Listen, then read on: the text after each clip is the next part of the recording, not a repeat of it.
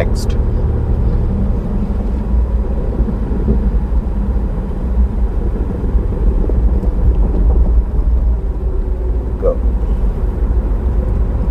அதே மாதிரி கால் எடுத்து டக்குன்னு ஓரம் வச்சுக்காதீங்க. இப்போ நம்ம ஓட்ட போகிறது கொஞ்சம் டிராஃபிக்கான ஏரியா தான், அதனால் கிளச் கால் கொஞ்சம் கிட்ட வச்சா உங்களுக்கு சப்போர்ட்டாக இருக்கும். அதாவது சீக்கிரமாக அழுத்துறதுக்கு ஈஸியாக இருக்கும். ஏன்னா பதட்டத்தில் கால் தேடுறதுக்கும் நிறைய சான்ஸ் இருக்குது.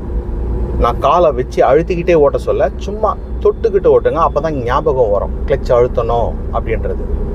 ட்ராக் சேஞ்ச் பண்ணிக்கங்க.